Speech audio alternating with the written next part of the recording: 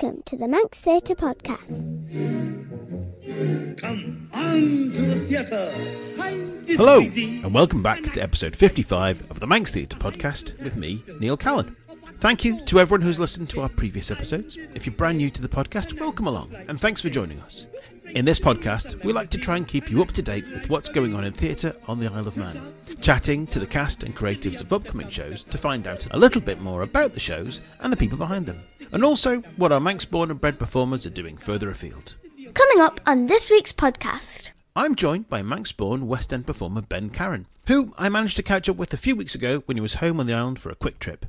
You can still listen to all of our previous episodes through all the usual podcast outlets and at manxradio.com/podcasts.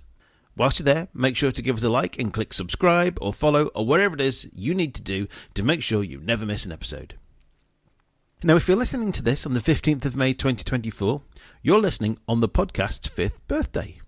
5 years ago today, Neil King and Alex Mazzotta published the very first episode, which included a chat with myself about the DCU's upcoming production of Monty Python's Spamalot and Jack Verity from the Russian Players about their production of Harold Pinter's The Birthday Party. It's still out there, so go and give it a listen and see how far we've come. In the last episode, I mentioned that the DCU and Manx Ops have announced their shows for 2025, with DCU producing Chicago and the Manx Operatic Society producing Everybody's Talking About Jamie. The Manx Ops are welcoming Jeremy Tustin back as director. Auditions will be held on the weekend of the 20th to 22nd of September, with more details on the characters and audition pieces to follow. The DCU are currently accepting audition applications for Chicago until Friday the 7th of June. Check out their Facebook page for details of how you can apply. The auditions will be held over the weekend of the 14th to the 16th of June. The production team for Chicago is made up of David Dawson as director, with Sarah Holland as AD, Brisha Krukall as choreographer, Liz Dixon as musical director, and Bryony Grant as AMD. Another recent announcement comes from Centre Stage, who've just announced a double whammy of Titanic the musical for October 2025 and The Phantom of the Opera for October 2026. I also need to give a special shout out to Kelly Firth, who has created some stunning posters for these announcements. Kelly is also responsible for creating the podcast logo and the advert you'll see in most show programmes, as well as the actual programmes for a number of groups on the island. She's an absolute star. Well, we'll hear more about those shows in the coming months.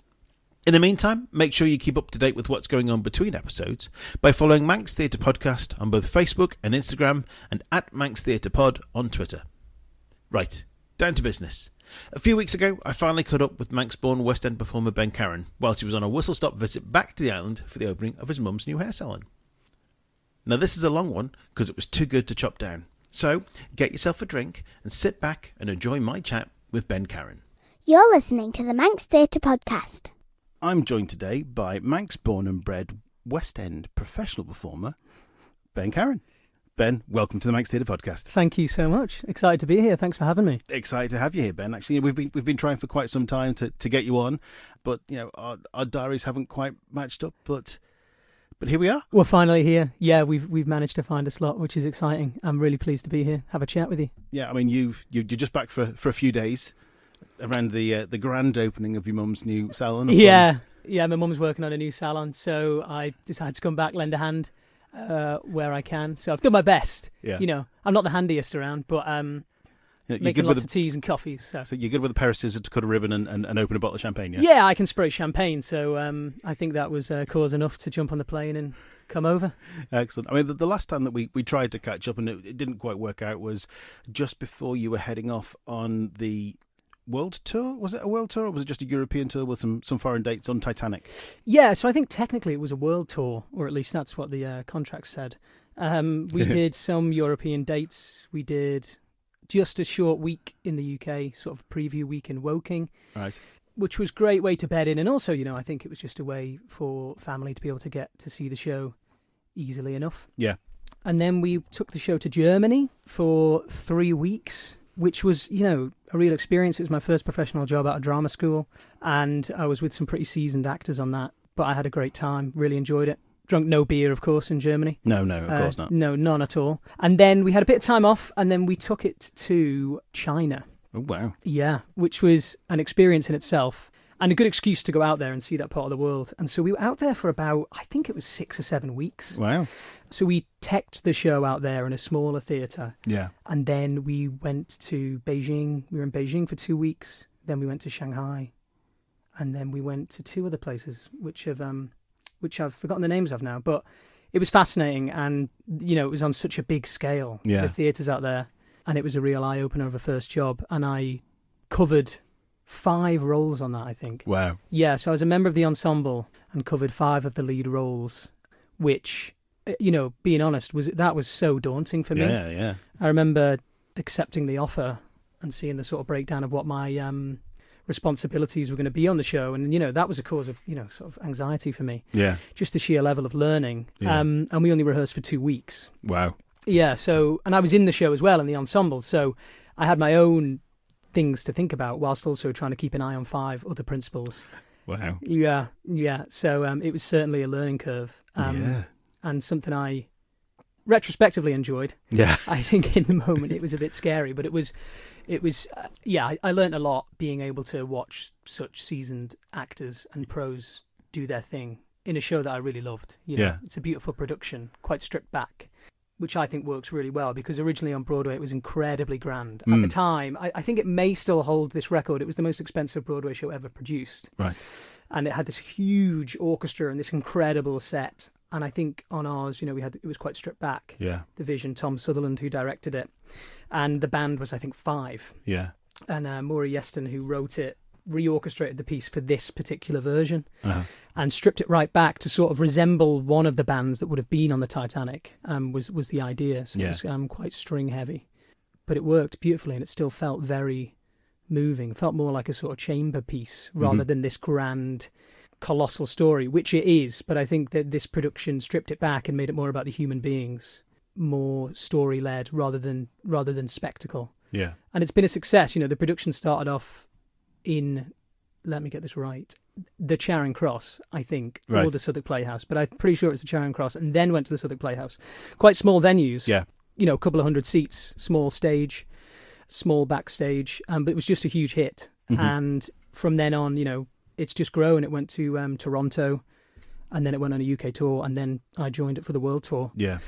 So it was interesting to see its evolution from small spaces to these huge, in China, I think there were 3,000-4,000 seater theatres. Wow. So how do you grow this tiny piece that started in this really intimate space, with a lovely proximity to its audience? How do you grow that? And basically you just make the set bigger and you employ a few people to cover the roles. But they still kind of retain the magic. So it was a good first job, a learning curve. Yeah, I mean, I guess that's, once you've hit sort of that amount of level of learning, I think anything from there on must seem fairly easy.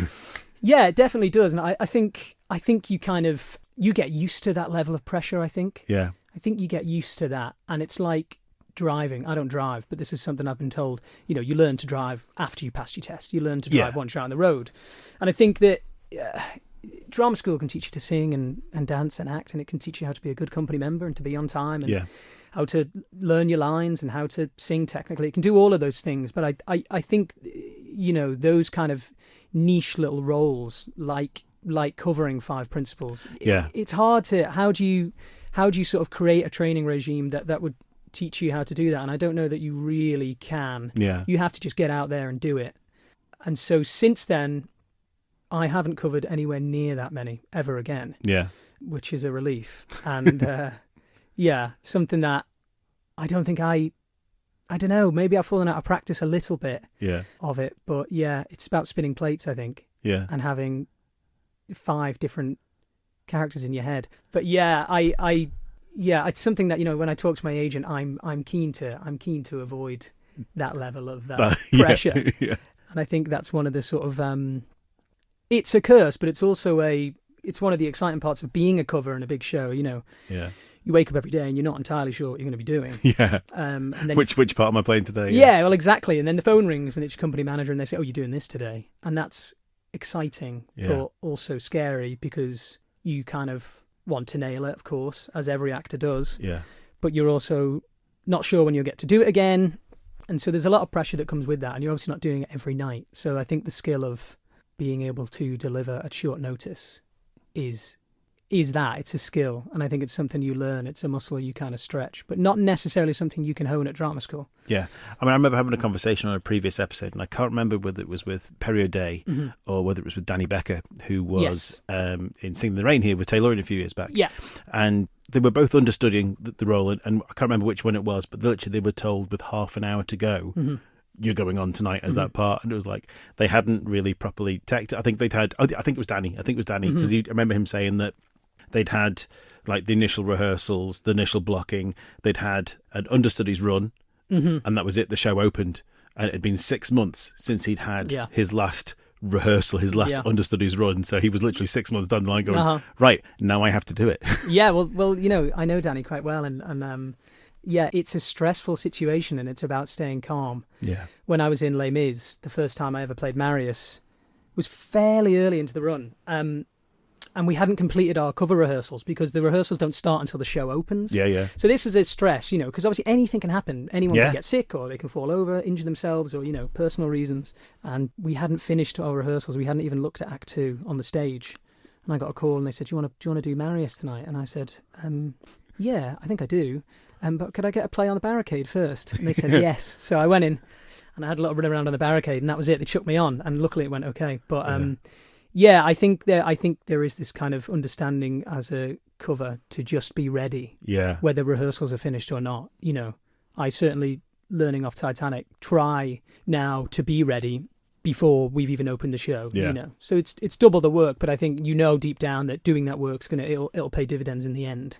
And I think everyone's probably sat at the side of that rehearsal room watching and going, yeah, I could do that. I could go on tomorrow night and do that. But I think once they actually get into the process of doing it and knowing the right moves and the track and whatever, they'd be like, oh no, maybe not. Yeah. I think there's a real, like I say, you know, it's a real skill psychologically more than anything else. You know, being able to stay calm, and there's so many things that people don't think about. You know, on a big show like Les Mis, that's a bit of a machine. You know, there's thousands of cues in that show, and you have to be in particular places and particular lighting setups. You know, so not only do you have to, you know, remember your lines and not bump into the furniture or the barricade in this case, you also have to be in the right places. You have to hear particular music cues. You know, you have to provide props for other actors. You know, so there's all of those plates spinning whilst also trying to give a truthful and honest performance. Yeah. And of course, with something like Les Mis that's completely sung through from start to finish, there's nowhere to stop and breathe and go, hang on. Yeah, well, that's it. You know, and that's quite scary actually. You know, that idea that, and I remember feeling that in the early stages of that run. I did it for about a year. For the first couple of months, you know, you begin the show as a convict on a boat now in the new version. And, you know, bum, bum. As soon as that starts, the train's going and the brakes are off. Yeah. And it ain't stopping until the interval. No. And that's an hour and 35 minutes. Yeah. So you just have to cling on and hope that you get through, which, you know, you do most times. But, yeah, that's very true about a sung-through show. You don't feel you've got those moments to step back and breathe. Yeah. Which is tough, but also exhilarating at the same time. I think that's the thrill. Let's take it right back to the very start then, Ben. So how did you first get involved in theatre? What was it that first made you think, oh, let's have a go at that? Well, I was kind of late. I was about 11. So that's, you know, I think most people are sort of dancing or singing, you know, by 5 or 6, you know, that I know that have gone on to do it professionally. Yeah, they all started through like the Christine Wilde or that kind of equivalent and worked their way through little local stage schools. And exactly, and then end up on the Gaiety. And, you know, I'm sure we'll talk a lot about this later, but the facilities here are just unbelievable on the Isle of Man, and the quality, you know, is so good. But I think what happened to me, I love football. I still love football. I was playing football on the Saturdays. I was terrible. I wasn't very good, but I enjoyed it. Yeah. That's half the reason, isn't it? Yeah. Exactly. And then I went home one day, and I was 11, and my mum's a hairdresser. Yeah. And she'd been doing a lady called Sonia Callan's hair, who I'm sure lots of people know, quite a prominent figure in theatre on the Isle of Man. And she said, well, we're doing Les Mis, and we're looking for a little boy to play Gavroche, and I hear your Ben's a bit cheeky, which was absolutely right. And my mum came home, and she'd forgotten the name of the show, and she said, I've got you an audition for this French thing. And I was like, what's an audition? She said, you've got to go meet Sonia at Onken Village Hall and have a sing of the song. Yeah. I was like, okay, all right. So I just went down, I sung the song with Sonia, and I couldn't pitch the song. I couldn't sing it in the right key. It is a tricky little number for Gavroche. It's a tricky little number, and you know, I don't know, I just couldn't get it. But Yeah. Sonia said, go down for the audition anyway. So I went down, and, you know, kids that have been doing it for years, I could see them looking at me going, who's this kid? Yeah. Went in, did the same again, Yeah. sung the whole thing in the wrong key. But Jeremy Tustin, who directed it, just liked something about me, so decided to give me Give it a shot. a shot, which kind of changed my life. And then I did that. And it's funny because I had no idea what Les Mis was. I Yeah. had no idea how big that show was. I had no idea what I was a part of. It was the British Isles premiere. It was a big deal in the theatre community. Yeah. I now understand, you know. Dave Artis, I'd never heard of him. Yeah. You know, my dad said, oh yeah, I know Dave from school. And I was like, oh right, okay, he's just some dude. But obviously now, you know, I know he's a total legend. So he was our Valjean. And then I did that, and then it was just this whirlwind year. Yeah. I did 3 shows at the Gaiety that year. Yeah. Very easily done. Well, that's it, you know, and Matt James was our Javert, and he said, oh, we're doing The King and I, you know, do you want to come and audition for The King and I? So I did. And Yes, you were the son, weren't you? I was the son, yeah. And did that. I did that in the August as well, and joined Stage 1, and it was very sort of quick, and that's how it begun for me. Yeah, I think I remember a conversation actually with your mum and dad with Matt James around the time, sort of saying we're very much a sporty family. We don't really know the theatre, Yeah. you know, how and what and where and when. Yeah, I mean there's no sort of history of actors or Yeah, even musicians in my family. I think my dad's mum did a bit when she was younger. She was in Oklahoma, I think, many years ago. But yeah, so there was this kind of, I think the naivety potentially helped me, though. I didn't understand the pressure. yeah, I wish I could, you know, have a bit of that now, not understanding what's at stake. But yeah, so we didn't understand it as a family, really. But, you know, we were sort of shepherded through that by people like Matt and Dave and Sonia and Jackie Hawkes, you know, who really helped me out. And so I had this great first year on the Gaiety, and then was just totally, you know, I was bitten by the bug, as we say. yeah, And I really loved it. And I was sort of like, I think I'm sort of quite good at this. You know, I think I seem to be doing okay. Yeah. And I'm enjoying it. I seem to be able to handle it. And it went on from there. Great. And then probably did a few shows here then on the island. I think we both were in Seven Brides, Seven Brothers together We at were. DCU. Yes. I'm not sure if we've done anything else together. I feel like we probably have done. but- Probably have. We must have done concerts and things together. Yeah. We must have. But Yeah. I can distinctly remember doing Seven Brides, Yeah. which I really enjoyed. But then you went on and you did your GCSEs? Yeah, so I went. I was on the Isle of Man. I did a few more shows. Seven Brides. I did Cats, which, you know, can't really dance. So apologies to the Manx public for that one. And then, you know, by the time I took some time out to do my GCSEs, but by the time I was 15, Yeah. so I was 11 when I did Les Mis, and then by the time I was 15, I kind of knew this was what I wanted to do. Yeah. So I said to my folks, because I know Perry O'Day well, and my parents know his parents well. Yeah. And I heard he'd gone to this school called Arts Ed, and he'd done the 6th form, so he went at 16. And I was 15, and I said, because I'm born in July. So I said, I think I want to do that. Yeah. So within 4 years, I decided I wanted to, you know, go down, move to London and pursue this. And my parents, very luckily for me, were very supportive and said, okay, you know, if you want to do this, then we can go down for the audition. Yeah. And I went down at 15. I can't even remember, you know, what happened. It was that long ago. But I can remember going down with them. I don't know if we drove or got the ferry. Went down, went into this school. Again, didn't understand what kind of establishment I was walking into. Yeah. You know, it's one of the premier schools in the world for musical theatre training. And I just had no idea. Yeah. So I went in, I sung these songs, and then about a week later I got a letter. Yeah. Said, you know, we'd like you to come down and study here, so for your A-levels. And I did a diploma in musical theatre there as well, which I think sort of surprised everyone. Yeah. You don't anticipate getting in. I don't know, you know, the standard's so high. But then I got in, and I remember being absolutely terrified. Yeah. I was so scared. And there was a moment, I remember it distinctly, I came downstairs and I said, I don't think I'm going to go. You know, I said, I think I'd rather stay here. Yeah. Do me 6th form here, and then see what happens after that. Yeah. And my parents were like, okay, well, you know, that's fine. If you don't want to go, you don't have to go. Yeah. And then, luckily for me, I changed my mind and decided to go. And it sort of changed my life, yeah. I mean, where are we, 25 years ago now? Gosh, that seems like a long time ago.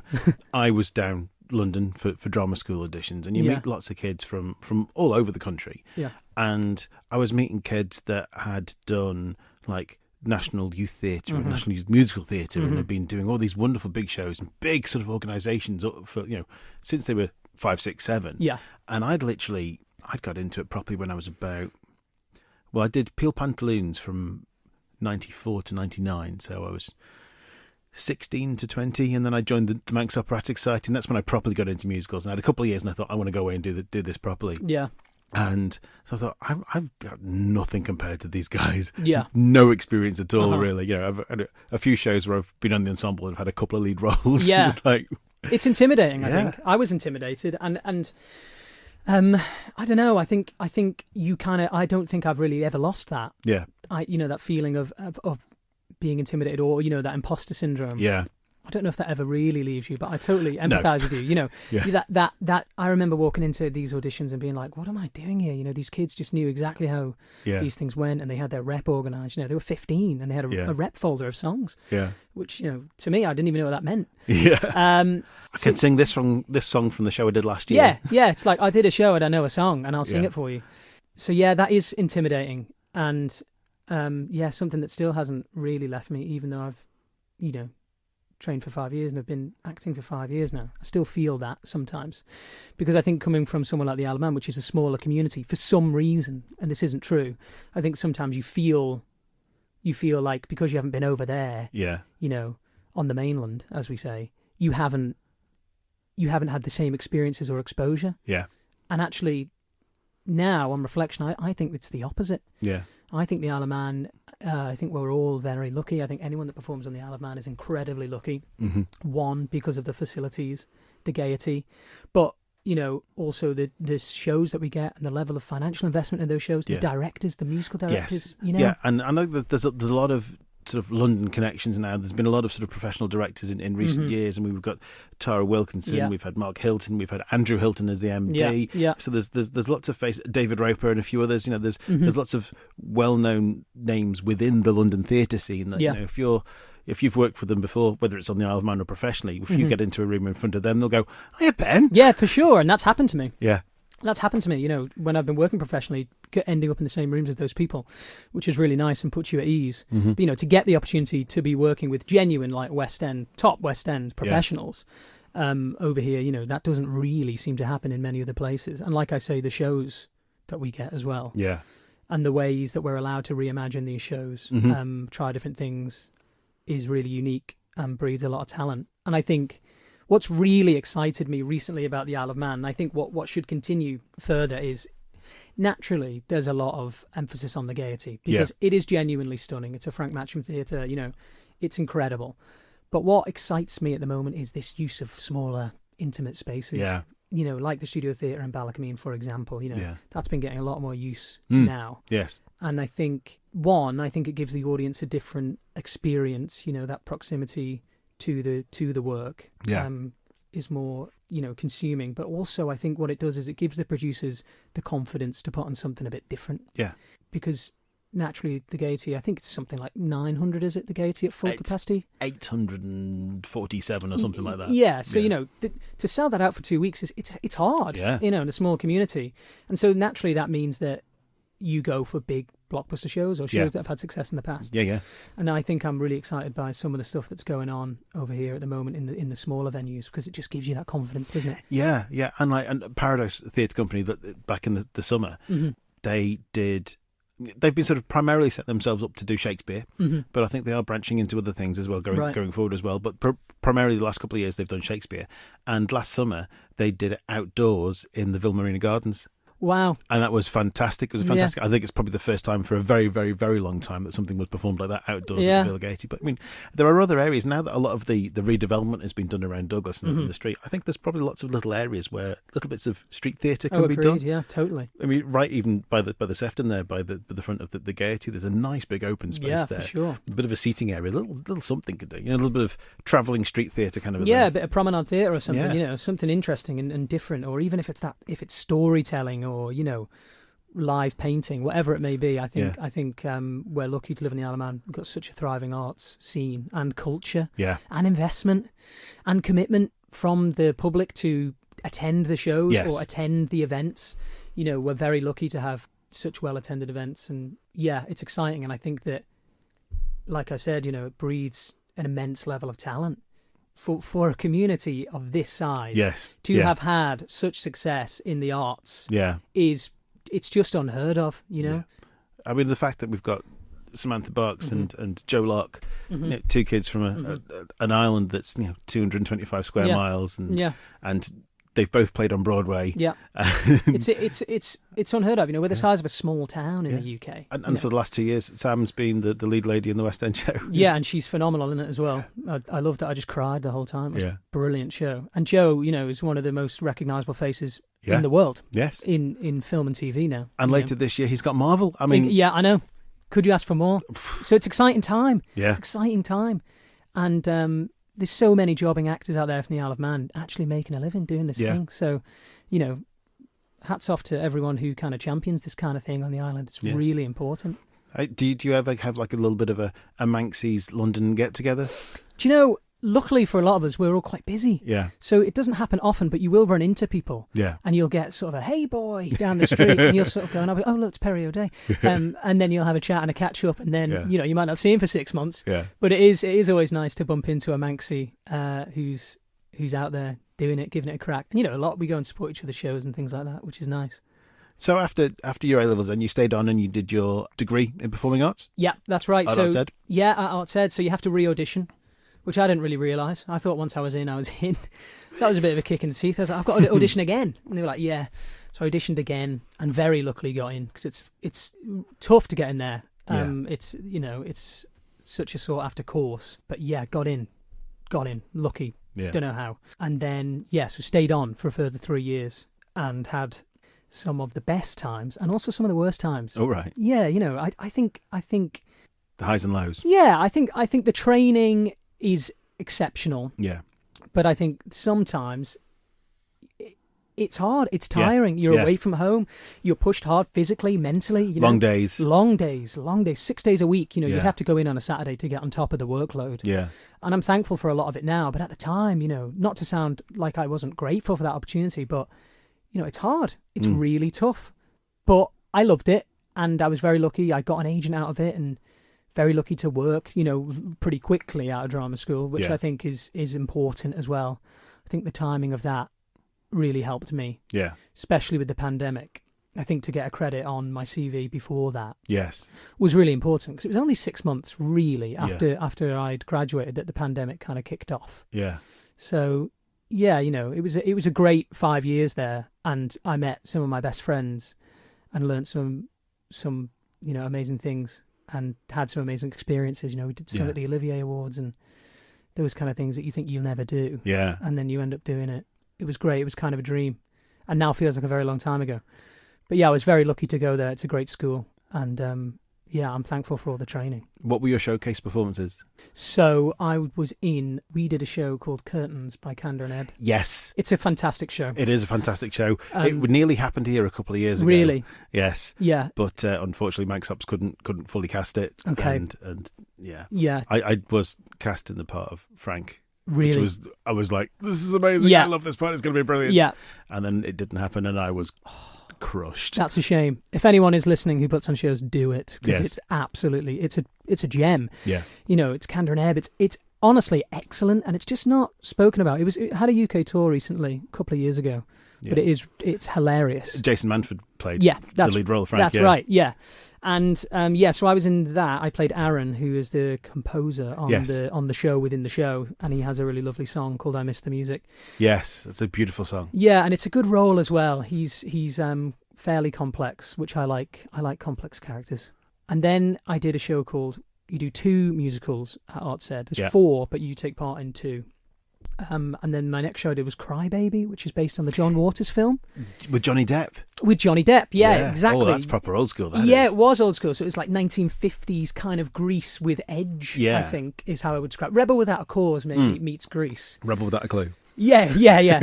That's me in a dance call. And then in that, I played a character called a Whiffle, who was a part of a barbershop quartet, which was so fun, but really tough, really challenging. Close harmonies. Really close harmonies. And the choreographer decided to basically put a move on every word as well. So it was, spinning plates again. But brilliant, and enjoyed it. And we did that in a different space. There's 2 spaces at Arts Ed. So Curtains was in a kind of proscenium arch, and then Crybaby was in the Traverse sort of studio setup, which was really fun and really cool. And then you do a showcase where you do a scene, a song, and you take part in a dance number. And then hopefully, at the end of that, an agent is interested and they decide to take you on.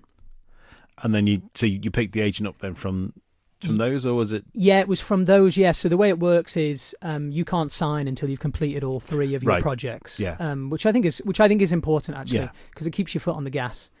And so they had seen me in curtains, my agent, and decided they were interested, and then asked me for a meeting, and I went along for a meeting, and I met with lots of different agents, but I just felt that connection. Yeah, we got on, and I was like, and I remember walking out and ringing my dad and going, I think that's who I would like to sign with. But there's no guarantee that they'll offer you. You see. Yeah.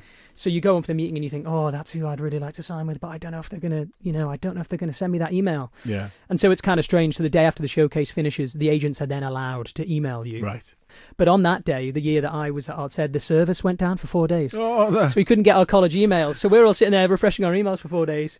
And it came up 4 days later, and very luckily, they had sent me an offer.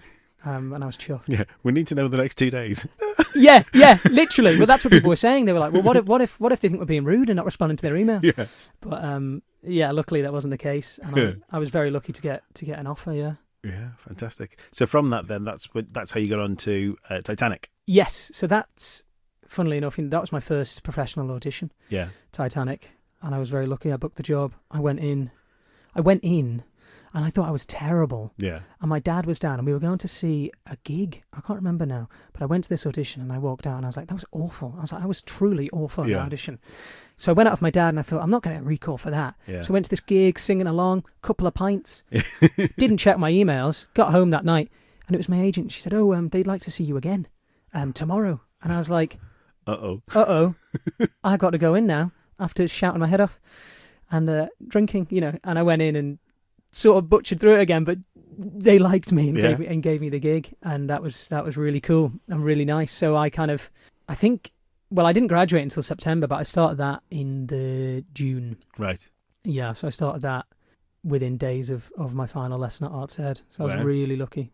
That's amazing. Yeah, it was fun. It was really intimidating. I was really scared, but it was fun, and I was lucky, and I got to see the world a bit. Yeah. Which was nice. Yeah, I mean, it's amazing that you've literally fallen straight into that, straight out of drama school. Because I mean, a lot of people will spend months and months and months, if not years, auditioning before they get anything. So, and that's the norm. That's the norm to do that is to be on the hunt for a while. Yeah, and unless you're Orlando Bloom, come out of drama school and Legolas. Then get Lord of the Rings trilogy. I know. It's all right for some Orlando.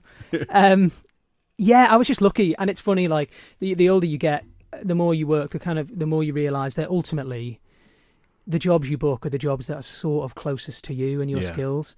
And so you just have to wait for the next one to come along. And luckily Titanic was just a show that just fitted me in how I look and even, how tall I am. It comes down to those kind of things ultimately. And so I was just lucky with the timing. Yeah, I mean, that's something I've learned myself. I mean, there are lots of roles that I would love to play and shows that have come along.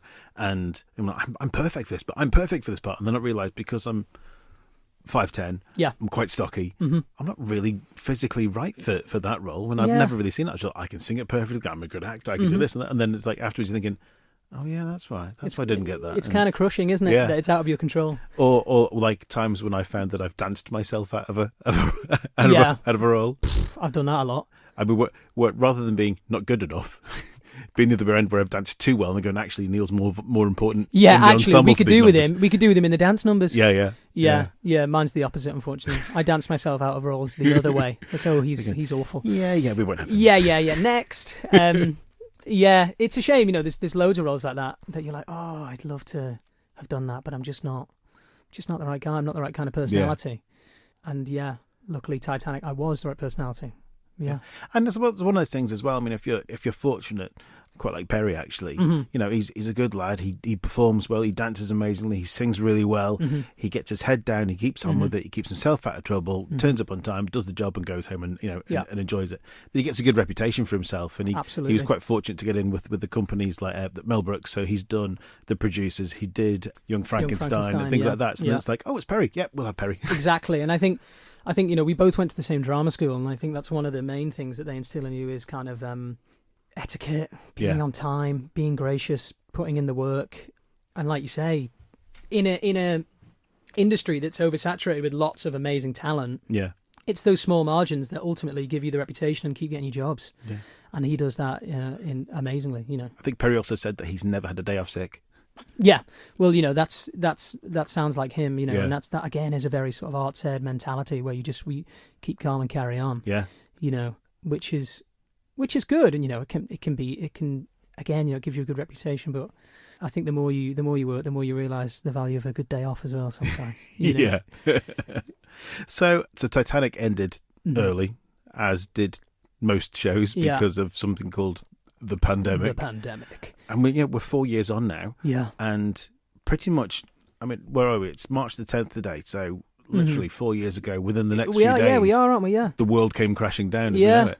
And many shows fell by the wayside. Yeah, all shows. Yeah. All shows, It was pretty bleak at that time because we were going to be the last sector to reopen, Yeah. and the last sector of the arts to reopen because of the audience, TV and film could get going a bit, and there was sort of things that they could do to make that work. But theatre, we needed the audiences, and so it was kind of bleak and tough. I was here for most of it. Yeah, it was hard to sort of see the end of it and to worry about, has my career stalled? Am I going to miss out because of this? But also on the other hand, I was it was quite a nice little step away. Yeah. As well, and we were very lucky on the Isle of Man with how it was managed, generally speaking, in terms of not being in lockdown after lockdown. There was a fair amount of shops were open and pubs were open, and there was a fair amount of sort of socialising in comparison to a lot of other places in the world. Yeah. Which I think helped, but I think I kind of enjoyed stepping away from the industry a bit as well. And the hustle and bustle. Yeah, I think so. And I think that kind of idea of the potential that maybe you might have an audition tomorrow or you might be here next week, and, being in control of your own life again. Yeah. And there's a lot of my friends that are actors feel like this, it was kind of nice. But then in the end, I was ready to get back on stage. Yeah. So coming out of the pandemic then, you got into, was it the touring version of Heathers the Musical? Yeah, the UK tour of Heathers. Yeah. What happened? Yeah, so I had been asked to audition for Heathers in the West End before the pandemic. Right. And I had said no. And I think it was because I was auditioning for something else on the same day or something. There's a clash or something. And then this tape came through for Heathers again. Yeah. And I didn't know it at all. And I sent off a tape of the JD material because they were looking for a cover. Because this had been cast before the pandemic. That was the thing. Right. Okay. So the vast majority of the company had been cast before the pandemic, and the show was meant to have gone out the year before. Right. And in that time, people that were in the show had booked other jobs. So this particular role became available. And I sent off one self-tape, and a week later, they gave me the job, which was nice. And I think I started rehearsals within 3 weeks. Wow. And that was it. I was in the world of Heathers, and we were kind of COVID was still very much around. Yeah. So it was an interesting experience doing that tour. We rehearsed for 2 weeks again. Heathers is well over 2 hours, so it was a lot of material to cram in. But we rehearsed for 2 weeks, and then we opened in Leeds, I think. So we opened in Leeds, we were on tour, COVID was still very much a thing, so the COVID protocols, there was a lot of testing every week, and testing twice a week, I think we were. Yeah. And if close contacts was a thing. Yeah. And we opened in Leeds, we did a week, and then someone in the company got COVID. Yeah. And so we were meant to do 2 weeks in Leeds, and we had to shut the show for the week. Yeah. We all went back down to London, sat around and waited. We got to test. And then luckily, we were able to carry on again the next week. Right. In Liverpool, and carry on with the show. And then we didn't have any more problems from then on, which was great. I'm very lucky. Yeah. And the houses were great, the audiences were great. And the show went down really well. And I enjoyed it. It was nice to be back out there. Being on the road can be a bit tough. Yeah. We used to have a tough schedule. We used to do 3 2-show days back to back every week. So we would do 2 on a Thursday, 2 on a Friday, 2 on a Saturday. Yeah.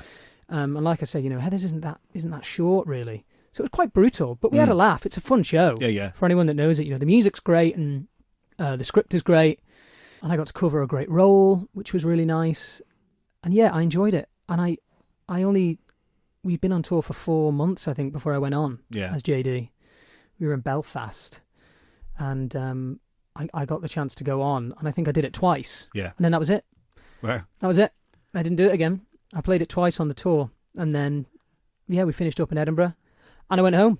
Yeah. And that was it. I thought that was it for Heathers. Yeah. I thought I was going to, never be in it again. And then 3 weeks later, I got a call from my agent to say they'd like me to go and do it in London. Yeah. Which I said yes to. Yeah. I didn't really hesitate either. I wanted to do it again. I fancied working down in London again, and so I went and did it. Yeah. But on a different ensemble track. Yeah, yeah. That's what they failed to tell me. Oh, right, okay. They said, you've got 3 days to go back into the show, and I said, oh, that's fine, I've just toured it for 6 months, I'll be fine. Yeah. Went in and said, oh, you're doing Beleaguered Geek this time, by the way. And I was like, oh, okay. right, okay, so it's an entirely different track. And they were like, yeah, it's entirely different. But luckily, Gary Lloyd, who's the associate director, he got me through it. Yeah. And then I joined the Other Palace company, which I loved doing Heathers at the Other Palace because that, I don't know if you've been to the Other Palace? I haven't been to the Palace, but I've seen Cruel Intentions is there at the moment, isn't it? That's right, yeah. And really intimate. The audience really are right intimate, on and top it's of you. really steep, and it kind of feels like a coliseum. Yeah, and I loved that. A lot of actors say, "Oh, once the lights are up, you can't see the audience," and that's true in the bigger theatres. But in this place, you can see everyone, which I liked. And the stage kind of comes out; it's kind of thrust out into the audience, and they kind of sit around you in a semicircle. And it was just a great experience performing in a house like that. And being in the ensemble of Heathers is fun. It's really fun.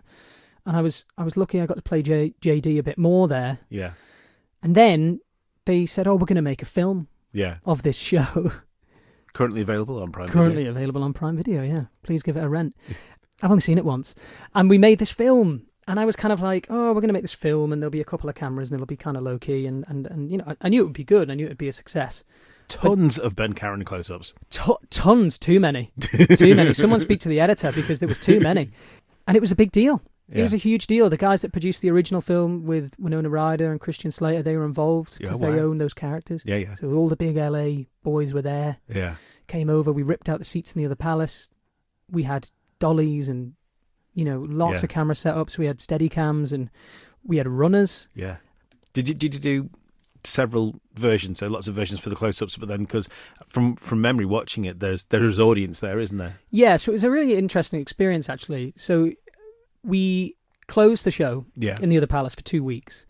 And for a week, we re-rehearsed the cast with a few new additions came in because it happened to be at a time of a cast change. So the vast majority stayed, but they had to bring in some new people. So they had to learn the show well enough for it to be filmed within a week. So Andy Fickman, who's the director of Heathers, legend, directed She's the Man. Yeah. Great movie. He came over, and Kevin and Larry, who wrote Heathers, came over.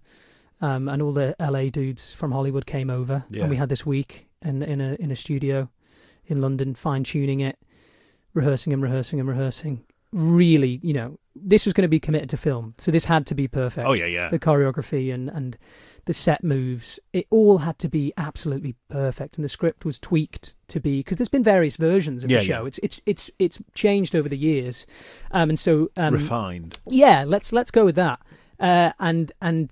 So Kevin and Larry worked really hard on us to make sure that every single line and lyric was exactly as they'd intended. Yeah. And then I was lucky, actually. I played JD in the run-through for Andy, Kevin and Larry and the LA guys, because Simon, who was playing JD at the time, he had another gig, I think. And so they asked me to step in, which I did, which would be really beneficial to me later down the line. Yeah. And then we went in and we filmed in the Other Palace for a week. Lots of close-ups, lots of set takes or particular changes to choreography around the cameras, So we were getting those like specials, those special shots that Andy really wanted. But we were moving fairly quick. So Andy would be on a mic and he would shout action and cut and moving on, and we would there's lots of monitors. And we spent, I think, 3 or 4 days doing that. And then we did 2 performances in front of a live audience, because if you've seen the film, it's sort of set out as if we were doing it in front of a live audience, which we were, but they wanted to feel like an evening at the Other Palace. Yeah. And so we did 2 performances. We did a matinee and an evening in front of the most raucous crowd. And Heather's crowds are pretty raucous at the best of times. But wow, I mean, it was like incredible. It was like being a rock star. It's like when you watch Hamilton as well. The American audiences and that are so wild. And So getting all those little American jokes that us English people go, what? We're sort of perplexed. Like, oh yes, of course, clapping. He was vice president. Yes. Yeah. So that was a great experience, and we shot it. Yes, and then that was like a more stripped back setup for those 2 for those two performances. And they did a lot of shots of the audience there as well. Yeah. Because a part of the film is about... Because Heathers is such an audience-led show. Yeah. Being in Heathers is an intense experience because the fans are so committed to that show. Yeah. You know, stage door is crazy every night. Yeah, yeah. And it's great because they're supporting the show and they're ultimately, you know, giving us all a job. I guess that being that close to the stage, though, it's probably got that kind of immersive feel to it as well. Yeah, and I think, you know, the production of Heathers that I was in at the Other Palace was sort of a homecoming because that's where it had originated in London. Yeah. And I think that particular venue was a massive part of its success. Yeah. Originally was that the audience felt so involved in the story. They felt so close to the characters. And so, yeah, I think they went wild for it. And we filmed it, twice. And then that was it. I think the next day we were back to just regular shows. Back to the show as normal, yeah. Yeah, and the seats were put back in. The first few rows were put back in and that was it. Yeah. And then it came out pretty quick. Yeah. It came out really quick. And it was really fun. It's nice to be a part of it, for sure. Yeah. And I stayed with the show afterwards. And moved up to the big seat. Yeah, I got the chance to play JD, which was great. I think I'd covered it for a long time at this point. Yeah. And I knew that Simon he'd played it on the tour as well. Yeah. I think he was just ready to try something else, and he said he was going to leave the show. And I thought, I'd love to go. I'd love to do that. Yeah. And luckily, the American team had seen me do it in that run through. Yeah. And so I sent off some more tapes, and I got the green light. It was really nice. It was nice to sort of step up, and it's a role that I absolutely adore. I think it's a brilliant role, a role that challenges an actor massively. You know, his arc is so clear. Yeah. From charming boy to, you know, ultimately, you know, mentally ill and struggling with past events in his life and decides to do something quite extreme. You know, he murders a few people and then decides it's a good idea to blow up the school. Yeah. And so I think in that particular role, it's, as an actor, the challenge is to find the balance between the comedy, because I think ultimately Heathers is a comedy. Yeah, yeah, A dark comedy. A dark comedy, yeah. And I think a lot of the power is actually in the comedy. Yeah. Because it makes the audience think, oh, why did I laugh at that? Yeah. And so the challenge for me was to find the contrast and the darkness whilst also honouring what the piece has to be. Yeah. You know, I was very conscious when I took over to try and make it as real as possible in terms of his struggles. I didn't want it to feel in any way comedic or in any way, you know, Overly dark in a kind of Machiavellian way, in a way that felt, I don't know, a bit put on. I wanted it to fake. feel, I wanted it to feel genuine. Yeah. And so it was a great experience. And he's a great role and a great sing. Yeah. Really fun to play that every night. Some great numbers in there, isn't there? Meant to be yours at the end of the show. I used to love doing that. Yeah. And there was a lot of freedom on the show from the creative team. It wasn't, a lot of the bigger shows, they're very set in stone, which they have to be because they're a product and they have to ensure the quality remains. And I was very lucky. There was a lot of freedom in the blocking and how I delivered lines. And, you know, every night I felt like I could go out and try something different. And that was like a real education for me. Yeah. I think playing that role was a real education for me as an actor. How do you keep it fresh every night? Yeah, yeah. How are you match fit every night? How do you look after yourself? You know, especially in a role like that, it's the shouting that gets you. Yeah. You know, the emotional stuff. And it was all a learning curve. And how do you represent the company? And how do you keep everyone happy? And how do you make it look like this the first time this is happening? And it's not like the 300th performance and and that's you're just phoning it in. Yeah, and I think the difference from when I was doing it as a cover was you never know how many you're going to do. Yeah. You never know how long you're going to do it. You never know if you'll do it again. Whereas when you're given the coat in this instance, you know, you have the opportunity to sit with it a bit and try different things and let the work sort of dissolve and let the character take over a bit. Yeah. Yeah. And this show came with an added extra bonus, didn't it? It did. Yeah, I met my partner on the show, Ailsa, who was playing Veronica. So we played the love interests in the show, and we left the show together, which was really nice as well. Yeah. Yeah, it was emotional, but yeah, we're 2 years down the line now, and it's obviously that's the best thing to come out of any job I've ever worked on. Exactly, it's brilliant, isn't it? Yeah, it's great, and it was really nice to do that together. Yeah. I mean, that role, Veronica, it's insane. Oh, she's amazing. She's incredible, and she's great in the movie, really great in the movie. But it's just relentless as well. Yeah, it's relentless vocally. It's relentless, and you know, in terms of stage time, she has it's 2 or 3 minutes or something. She's hardly off, is she? Yeah, it's crazy. So I think to be each other's support through that was, you know, we're really lucky, and it'll probably never happen again. Yeah. You know, it's not often that you get to do that. And the pressure with that role as well is that, you know, spoiler alert, as the Heathers get bumped off. Yeah. they come back as ghosts, don't they? They kind of haunt her through the story. Yeah, and that's the original film's great. I love it. Yeah. I think the film's really dark. It kind of scares me. The score scares me in the film. I don't know why. It really puts me on edge. Yeah. But then I think the real genius of the show is bringing them back as ghosts. It's pure genius, and that's what makes it really work. And I think a lot of people think that happens in the film. Yeah. But that's not the case. No, I really do need to go back and watch that film again, I think. I've got to find that film and watch it again. It's a classic film. Yeah. It's a great film. Christian Slater. Yeah, he's great. He's great. A lot of people used to tell me I was quite like Christian Slater, which used to weird me out because I hadn't seen the film. No. And then when I got JD, I was actively like, do you know what? I'm going to avoid it. Yeah. A lot of people were like, oh, a lot of Americans came to the show and they're like, oh, you were awesome. You were just like Christian Slater. And I'd be like, thank you. That's really nice. But I've never seen the film. Yeah. I've since watched it and loved it, obviously. But yeah, interesting. I love that change. It really works. It's very funny. Yeah. It's like many years ago did Jekyll and Hyde with the Manx Operatic Society. And I was understudy for Jekyll and Hyde. And I'd heard that there was this version that existed on YouTube of David Hasselhoff. The Hoff. It's brilliant. It's so bad it's good. Yeah. But it was like, I cannot watch this until the show is over. No. Oh, you don't want that to influence you. I don't want anything there to just seep into my performance. I mean, he is devouring scenery in that clip. I mean, he is eating the set. But I rate it. Yeah. I used to love watching that when I was at drama school. It's brilliant. Talk about strong choices. Yeah. I think that's on Broadway as well. I think so, yeah. I think it's like Broadway. proper, legit, like big, quite a big production. Yeah. It's great. I think he might have done it in Germany as well, because obviously the Hoff is humongous in Germany. Yeah. With Knight Rider and also his solo performing career. Yeah. I think you're right. I think he did it a few times. Yeah. He's not my go-to choice for it, but it's very funny that he did it. It's great. So after Heathers, then you moved on to Les Mis. Yeah. I ended up in Les Mis, which was like a bit of a dream and a bit of a full circle moment. So I was in Heathers, got the audition through. Well, they cast me as JD in the same week that I got offered Les Mis. So it was a good week. Yeah. I'd auditioned way in advance of going to do Les Mis. I think I'd started auditioning in maybe April or May. Yeah. And I didn't join the show till the September. Right. Maybe even March. It was early anyway. Yeah. And I did a lot of rounds. I think I did 5 or 6 auditions for Les Mis. Yeah. And then, I was lucky enough to get it. I was chuffed. It was a show I'd always wanted to do. And, doing it in London was pretty cool. Yeah. In that sort of, where it has been for so many years, where it's such a staple of the sort of theatre industry. It was amazing. And so I started rehearsing that whilst I was still in Heathers. So I would rehearse Les Mis in the day. Right. I'd jump on the tube, go and play JD. Wow. And then it's like proper rep theatre, isn't it? It was like rep theatre. Yeah, it really was. And it was like, I'm going to sing one particular way in the day, and in the evening I shall be singing in a rocky way. Yeah. Which was a lesson. But my days off, I was at Heathers, because the Les Mis day off was the Heathers day on. So I think I did that for 4 weeks. Yeah. That I doubled up and then left Heathers.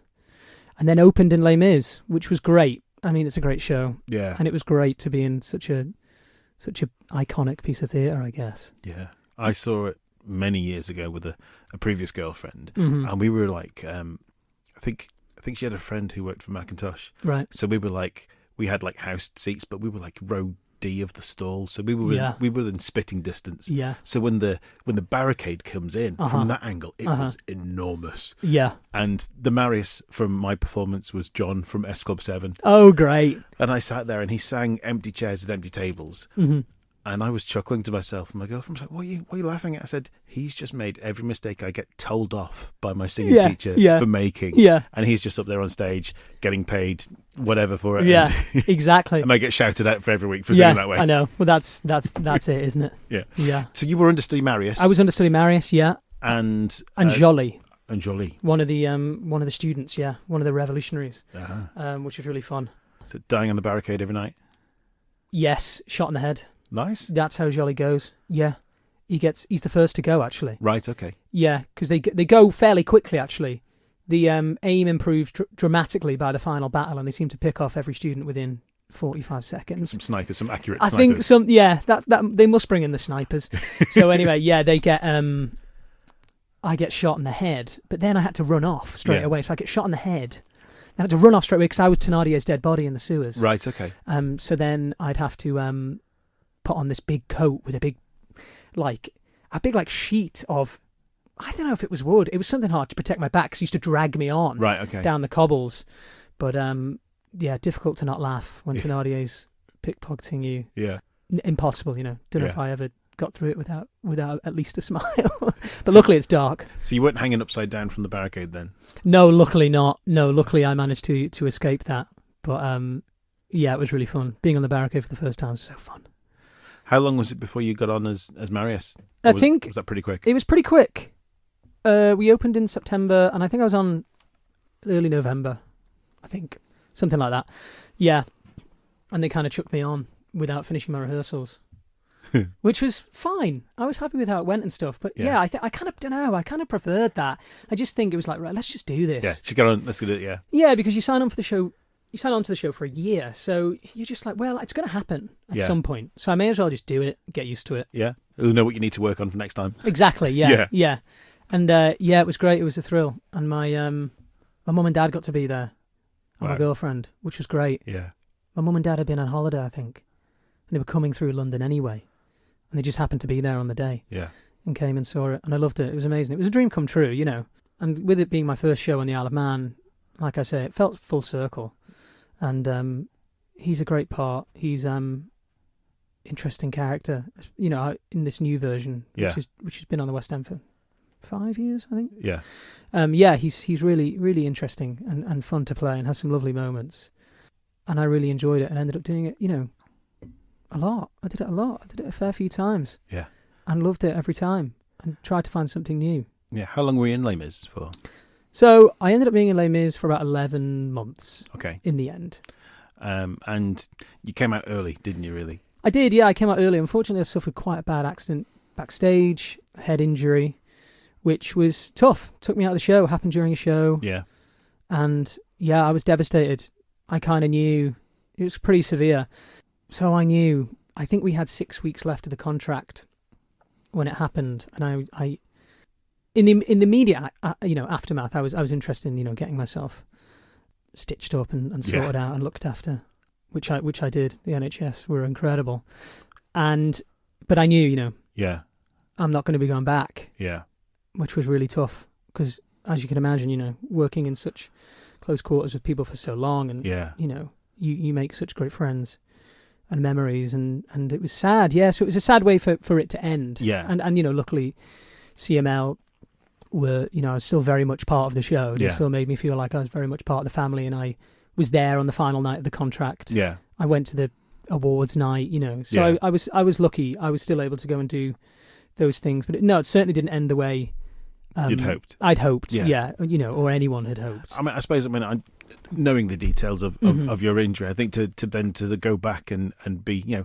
running the same track again. I don't know. I know I couldn't do it because I think there'd be just at the back of your mind there'd be that, what if that happens again? Yeah. What if that, Yeah, for sure. And that was one of the reasons why I felt like I wouldn't be able to go back. I think ultimately the injury hadn't healed properly, but by the time my company left Les Mis, really. Yeah. And I haven't worked in a theatre since.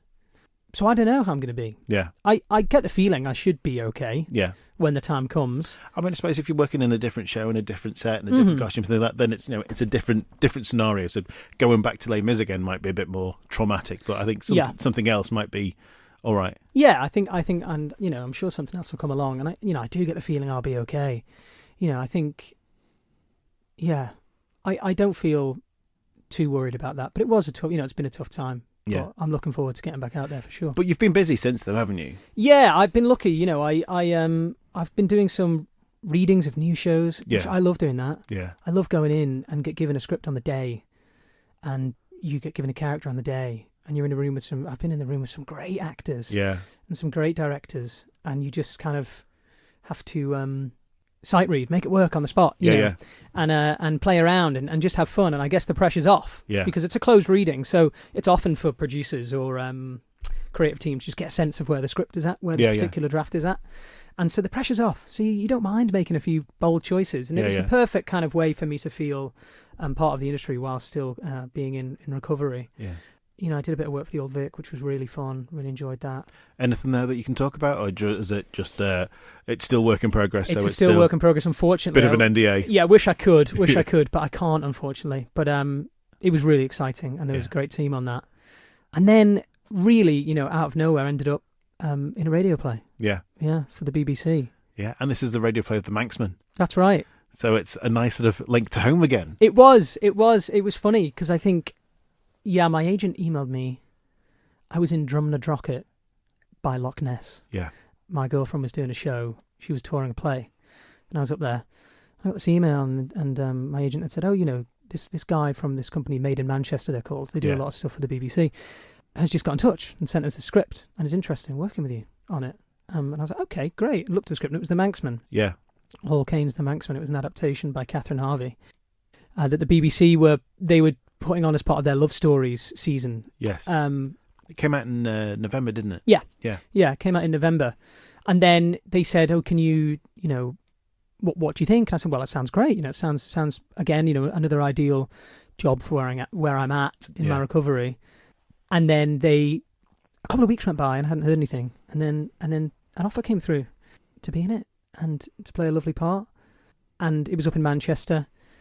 And we went up and we recorded for 2 days. Yeah. In a studio, which was great. It was very different to how I had anticipated it being. I thought a lot of the proxemics would happen in post, but it didn't. It was weird. So there was a lot of can you just move past the mic here, and can you walk across here? Because they wanted that organic feeling of someone being far away or passing someone, and it was a lot of fun. I really enjoyed it. Yeah, playing Pete, and it was a different experience. It was nice to do something that was so closely linked to home. Yeah, yeah. Annie Kissick was there. She played a lot of the. She played Granny, but was also kind of the Manx accent coach as well. Yeah, yeah. Because a lot of the actors either weren't Manx or were Manx but hadn't lived in the Isle of Man since they were 2. You know? Okay. So there was, and we only had 2 days, and it's such a unique accent. I realised that at the time. Yeah, yeah. I just sort of channeled my granddad, which I think was, I think it was kind of successful. And yeah, it was interesting. I was interested. I was like, how did I end up getting this job? How did you hear about me? And there's a Manx director called John Young. Yeah. Yes. And he'd worked at the Finborough, I think, and they produce a lot of Celtic work there. And so Catherine got in touch with someone there who said, oh, I know someone who's from there, and John had recommended me. So, thanks to John for that. Yeah. And it was really fun. Really enjoyed it. It's really interesting when you do something like that where you have to use your sort of natural Manx accent or even a slightly exaggerated one, when every fibre of your being, when you're on stage and performing, is saying, don't be Manx, don't be Manx, don't say grass, don't say pass. Or kook and book. Yeah. And like you say, it was a kind of different one to my own as well.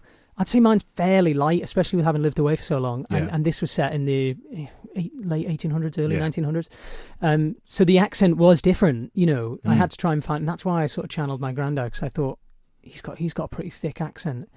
And so that's what I sort of tried to do. So it was quite tough myself to maintain the accent, weirdly. Yeah.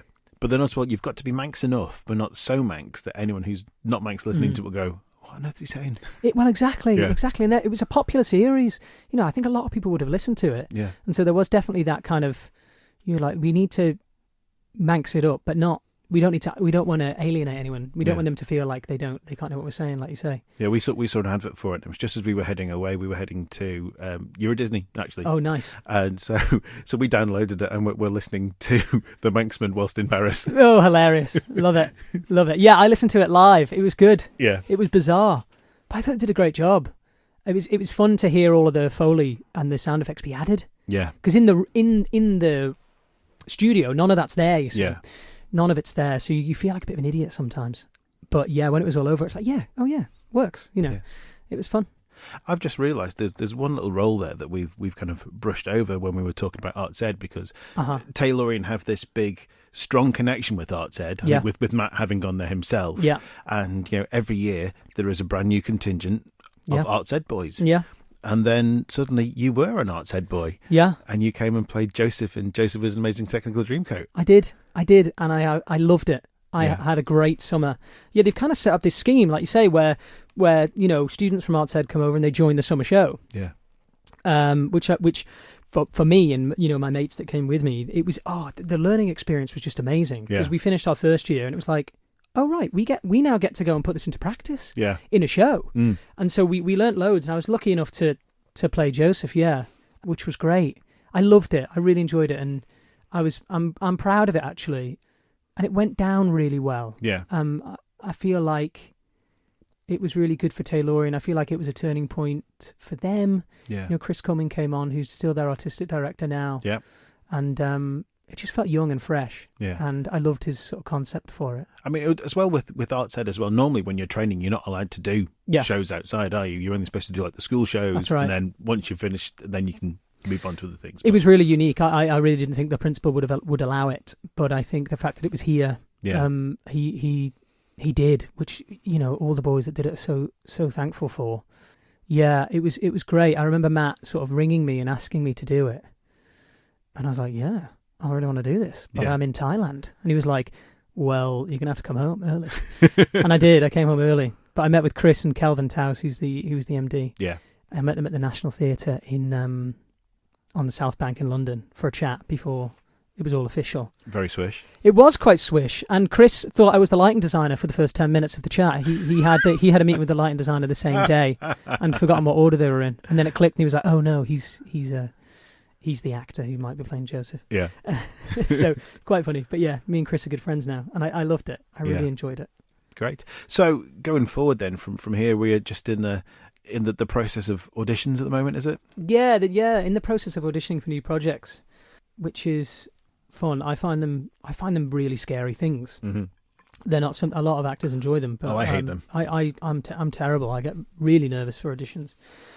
But yeah, they've started up again, so it's just the hunt now. Yeah, and being patient. Yeah, are we at that kind of time of year where cast changes are happening or coming round, or are we looking for sort of like 6 months down the line for the next set of cast changes? You're kind of. It's funny, COVID changed a lot of the timings of these cast changes. Of course, yes. So there's been a few, but a lot of the stuff I've been in for have been either things that are coming into the West End or things that are going to regional theatres that are kind of new. Yeah. Which is what I'm really interested in. You know, I really want to do that. I really want to be involved in new versions of shows or new shows. Yeah. New characters, bit of creative freedom, a bit of agency over the character as well. Yeah. You know, I think that's important. So yeah, it's just doing that, and it's just being patient. Yeah. And not panicking. It's nice to be that person that creates the character rather than going, okay, I've got to do a version of what he did, so that, you know, everyone else is familiar with it and it doesn't feel different. Yeah, and that's one of the skills of being a musical theatre actor, especially in a show like Les Mis. You know, you can't just go out there and reinvent Marius. No, you can't just go out there and reinvent JD. You can't. You know, there is a sort of prerequisite and an understanding from the audience of what the general vibe of that character, and so you do have to honour that. And I think that's, in some ways, it's just as enjoyable as creating a new character, because when you're operating within particular parameters, I think that's kind of fun. Yeah. How much can I push it? And then the director will say, just pull that back a bit. Yeah. You can't really do that. You go, okay, fair enough. So yeah, that's definitely an interesting experience to have to go in and sort of honour the show's legacy. I suppose then with the new stuff as well, especially when there's brand new shows and things like, just off the top of my head, Two Strangers Carrying a Cake Across New York, which is something that's come onto my radar in the last couple of weeks, and I love it. I can't wait to see that show when it comes out properly. Yeah. But there's if you're going into a brand new cast where there is no cast recording, I mean, there is an EP of about half a dozen songs that's been released of that now. But it's great. When you're going into a brand new show that has no recording for you to follow, that must be an interesting process in the rehearsal room. It's a really interesting process. It's, for me, you know, this is going to sound really cynical, but I'm not. I always say, you know, the job dies when I leave the rehearsal room. Yeah. I love rehearsals. It's the best time of the job. Yeah. You know, when you're creating those characters, you're developing those bonds with your company, the director's throwing ideas, you're trying different things. And then on the big shows like Les Mis, on the big commercial shows anyway, there does come a time when a version has to be locked in. Yeah. And so that tends to happen in well, kind of in the rehearsal room, but, you know, within the first couple of weeks of that particular company being open. Yeah. And that's always a bit of a sad moment for me. Yeah. When you don't get to play too much anymore. Yeah, when the choices are yes, we like that one, and that's the one that it's going to be. Yeah. Because we're going to light around that now, and we're going to decide that that's what it is. So for me, I love the rehearsal room, and that's why I've loved doing those readings, because it's just like being in a rehearsal for a day. And yeah, then I'm always a bit sad when the show opens, because we've got it then. We've got the version locked. Do you know, there is a whole sort of raft of normal questions that I like to throw in, but we've had such a great conversation. It would feel a bit false now to try and sort of wedge those in. Yeah. So, tell you what we'll do is we'll ignore those completely, and let's just go to our Spotify playlist. Great.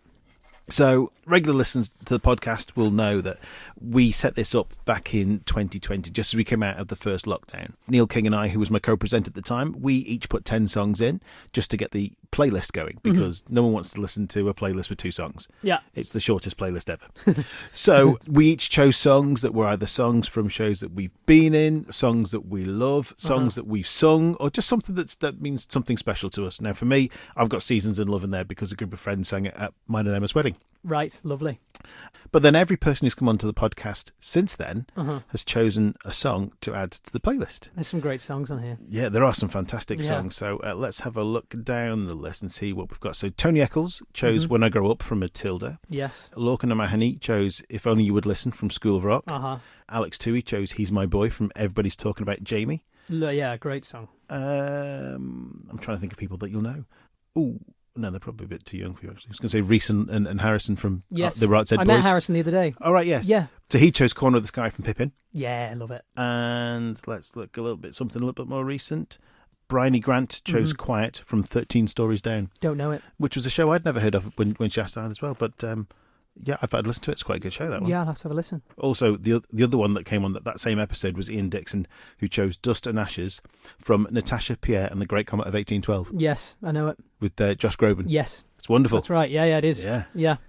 Right. So, Ben. Yes. What song would you like to add, and what's the reason behind it? Okay, so I'm going to pick a song that I have never sung in a show. Sing it in the shower. I'm going to pick No More from Into the Woods. Oh, right. By Stephen Sondheim. Yeah. Because I think it's pure genius. It breaks my heart. That, on the original Broadway recording and in the show, it goes directly into No One Is Alone.